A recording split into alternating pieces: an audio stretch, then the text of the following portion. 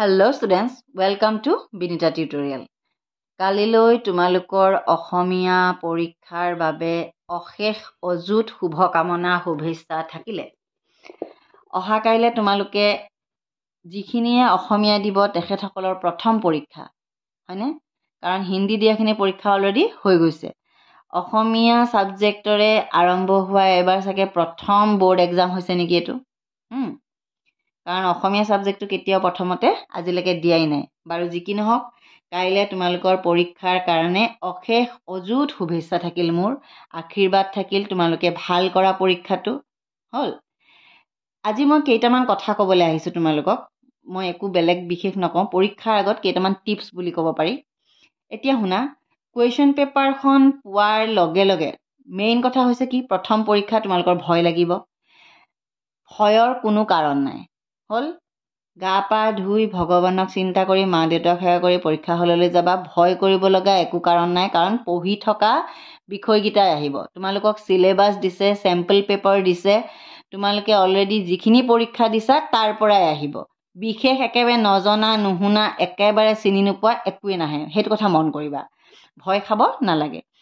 Question পেপাৰখন পোৱাৰ পিছত মেইন কথা হৈছে কি, তোমালোকে এই QP কোড আৰু এই QP কোডটো আৰু ছেটৰ নাম্বাৰটো কুৱেশ্যন আনচাৰ স্ক্ৰিপ্টত লিখিব লাগিব। Candidate must right the QP code on the page of the answer book হ'ল।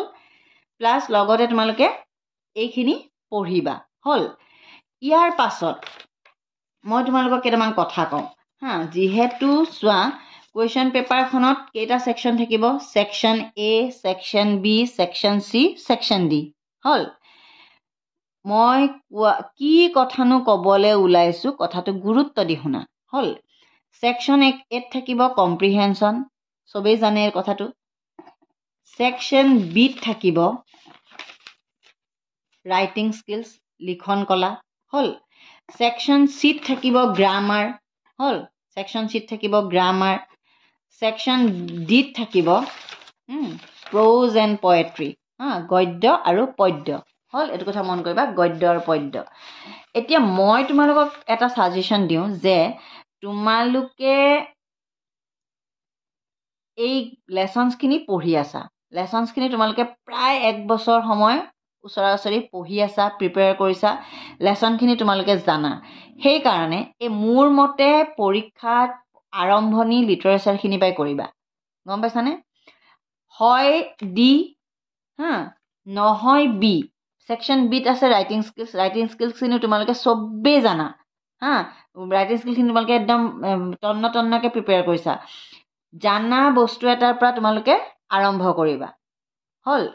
মই কৈছোঁ কি, কম্প্ৰিহেনশ্যনখিনি প্ৰথমতে আৰম্ভ এটা কাৰণেই নকৰিবা। কম্প্ৰিহেনশ্যনখিনি যথেষ্ট তোমালোকক ডাঙৰ ডাঙৰ এটা পেৰেগ্ৰাফ দিয়ে, যিটো নেকি পঢ়োঁতে বহুত ল'ৰা ছোৱালীয়ে প্ৰথমতে পৰীক্ষাটোৰ প্ৰায় 1 ঘণ্টা 20 মিনিটমান সময় এয়া দি দিয়ে, এই কম্প্ৰিহেনশ্যনটো দি দিয়ে। ফলত পিছৰখিনি লিখিবলৈ তেখেতসকলৰ বহুত দৌৰাদৌৰি হয়, যিটো নেকি তাৰমানে তোমালোকে মিলাবলৈ নোৱাৰিবাগে। মই কৈছোঁ তোমালোকে সদায় পঢ়ি যোৱা, ৰাইটিং স্কিলখিনি সদায় পঢ়ি গৈছা তোমালোকে কি পঢ়িছা চোৱা। ৰাইটিং স্কিল তোমালোকে পঢ়িয়ে আছা হয়নে? লিখন কলা পঢ়িছা, ৰাইটিং স্কিলছ পঢ়িছা, তাৰপিছতে তোমালোকে লিটাৰেচাৰখিনি পঢ়িছা, তাৰপিছত তোমালোকে গ্ৰামাৰখিনিতো একদম ক্লিয়াৰে হৈ গৈছে তোমালোকৰ হয়নে? গতিকে সেইখিনি চবখিনি জনা বস্তু হয়নে? গদ্য পদ্য সেইখিনি গোটেইখিনি জনা বস্তু হয়নে? এই যিখিনি জনা বস্তু সেইখিনি তোমালোকে আগতীয়াকৈ কৰা। আৰু এইটো কোনো পৰীক্ষাতে মই আজিলৈকে মানে চিনাকি পেৰেগ্ৰাফ দিয়া দেখাই নাই। এই কম্প্ৰিহেনশ্যনত তোমালোকে ন'ন পেৰেগ্ৰাফ দিয়া মই দেখাই নাই। সদায় পেৰেগ্ৰাফকেইটা সদায় মানে আনকমন, মানে কমন পেৰেগ্ৰাফ পৰাই নাই। যোৱা বছৰ মানে আজি 5-6 বছৰৰ যিখিনি মই চাইছোঁ, ইটো পেৰেগ্ৰাফ সিটোত কমন পৰা নাই, সিটো কমন পৰা নাই। গতিকে এই পেৰেগ্ৰাফটো নতুন হ'ব হ'ল। এই পেৰেগ্ৰাফটো নতুন হ'ব যিহেতু, নতুন বস্তু এটা তোমালোকে প্ৰথমতে টাইম দিব নালাগে মোৰ মতে। বাকী সকলোৰে নিজৰ নিজৰ ষ্ট্ৰেটেজি হৈছে। আজি ষ্ট্ৰেটেজিটো তোমালোকে চেঞ্জ কৰি দিলে কিছুমানৰ কাৰণে প্ৰব্লেম হ'ব পাৰে। পৰাপক্ষত তোমালোকে এই কম্প্ৰিহেনশ্যনখিনি প্ৰথমতে ষ্টাৰ্ট নকৰিবা। মই কৈছোঁ প্ৰথমতেই তোমালোকে সদায় পঢ়ি যোৱা, গদ্য পদ্যখিনি কৰিব চেষ্টা কৰিবা, নহ'লেও ৰাইটিং স্কিলছ বা লিখন কলাখিনি আৰম্ভ কৰিবা। লিখন কলা, গদ্য পদ্য, ব্যাকৰণ সেইখিনি কমপ্লিট কৰাৰ পিছতহে তোমালোকে বুধ পৰীক্ষণলৈ আহিবা। একদম প্ৰায় 40-45 মিনিট বুধ পৰীক্ষণলৈ থৈ দিবা। হ'ল। তাৰপিছত যদি তোমালোকৰ সময় বাচে, তোমালোকে চেষ্টা কৰিবা এবাৰ গোটেই বহীখন তন্নকে পেজ নম্বৰ 1 পৰা লাষ্টলৈকে পঢ়ি চাবা, মানে ৰিভাইজ কৰি চাবা। ক'ৰবাত আকাৰ ইকাৰ বানান ভুল হ'ব পাৰে। হ'ল। এতিয়া মই তোমালোকক এটা কথা কওঁ, তোমালোকে 3টা কথা মন দিবা। মেইন কথাটো হৈছে কি, টাইম মেনেজ কৰিব লাগিব। বহুত ল'ৰা ছোৱালীয়ে কি কৰে, প্ৰথম পৰীক্ষা যিহেতু প্ৰথমৰ পেজ কেইখিলাত একদম সুন্দৰ হেণ্ডৰাইটিং কৰে আৰু লাষ্টৰ পেজখিনিত মানে হেণ্ডৰাইটিং একেবাৰে বেয়া হৈ থাকে। সেইটো খুব বেয়া কথা। যিমান পাৰা এটা স্পীডতে যাবলৈ চেষ্টা কৰিবা, বানান চাবা। হ'ল। আৰু টাইমটো মেনেজ কৰিবলৈ যিমান পাৰা চেষ্টা কৰিবা। খুব বেছি স্পীড লিখিব নালাগে, কাৰণ কিয় তোমালোকে ইমান দিনে ঘৰত প্ৰেক্টিছ যিভাগে কৰি আছা, তাতকৈ অলপ স্পীডত লিখিবা। যিবিলাকে টাইম মেনেজ কৰি পৰীক্ষা অলৰেডি 3 ঘণ্টাত এখন পেপাৰ কমপ্লিট কৰিছা, সেইসকলক মই নকওঁ, কিন্তু কিছুমান ল'ৰা ছোৱালীয়ে লিখিয়ে থাকে এটা কুৱেশ্যন আনচাৰ। মই তোমালোকক এটা কথা কওঁ দেই, চোৱা, এই ৰাইটিং স্কিলত এটা তোমালোকৰ ছাপ'জ এজনী ছোৱালীৰ বা এটা ল'ৰাৰ এই ছাপ'জ ছাত্ৰৰ কৰ্তব্য এই ৰচনাখন কমন পৰিলে। এইখন যোৱাবাৰৰ কুৱেশ্যন পেপাৰ দেই, মই তোমালোকক দেখাবলৈ এক্সাম্পল দিছোঁ। ছাপ'জ ছাত্ৰ কৰ্তব্য তোমালোকৰ কমন পৰিলে বা পঢ়ি যোৱাকৈ একদম পূৰা মুখস্থ আছে, তোমালোকে লিখিবা। যদি তুমি লিখি 6 পেজ 7 পেজ লিখি দিয়া, তেতিয়াও তোমাক কিমান নম্বৰে দিব? 5 নম্বৰে দিব। যদি তুমি দুখিলা পেজত সুন্দৰকৈ লিখা, তেতিয়াও তুমি যদি পচন্দ হয় 5 নম্বৰে পাবা। আৰু যদি 7খন পেজো লিখা 5 নম্বৰে দিব। হা, গতিকে এটা কুৱেশ্যন ভালকৈ জানা বুলিয়ে 6-7 খিলা পেজ লিখি বাকী কুৱেশ্যনবিলাকলৈ যদি টাইম কমকৈ দিয়া, সেইটো কিন্তু বেয়া কথা। গতিকে টাইম মেনেজ কৰিবলৈ তোমালোকে শিকিব লাগিব। হ'ল। আৰু এটা লিখি থাকোঁতে ইটো কথা ভাবি নাথাকিবা, এইটো লিখি আছা নহয়, তুলসীৰ লগত কল্পতৰুৰ মুক্তি, এইটো যদি লিখি আছা, এইটোকে একদম এই দুটা কিন্তু এইবাৰ নাহে দেই। এইটো যোৱাবাৰত আহিছিলে, এই দুটা এইবাৰ নাহে। মই এনেই এটা এক্সাম্পল দিছোঁ। যদি তোমালোকে কিবা এটা এখন প্ৰতিবেদন লিখি আছা, সেই প্ৰতিবেদনখনতে মনটো দিবা, এৰা মোৰ বহুত আছে, এই কামটো নকৰিবা। তাৰমানে গম পাইছা? এতিয়া শুনা, এইটো কি বুলি কয়, হেণ্ডৰাইটিং একদম প্ৰথমৰ পৰা শেষলৈকে একে যাতে হয়, সেইটোত মন দিবা। প্লাছ ব্যাকৰণবিলাকত কি হয় জানানে, এইটোও শুদ্ধ সেইটোও শুদ্ধ এনেকুৱা টাইপৰ ভাৱ লাগে। সেইকাৰণে ব্যাকৰণবোৰ নিজে যেনেকৈ পঢ়ি যোৱা সেইমতে কৰিবা। লগৰকেইটাক সুধি মেলি কৰিব যাম বুলি একেবাৰে নাভাবিবা। হ'ল। তোমালোকে যিমান পাৰা প্ৰথমৰ পৰাই এটা নিৰ্দিষ্ট স্পীডত লিখিবা।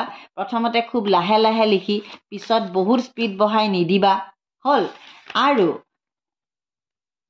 আৰু এটা কথা মই শেষত কৈ থৈ দিওঁ, এই কুৱেশ্যনবিলাকতো তোমালোকে কৰিছাই সুন্দৰকৈ।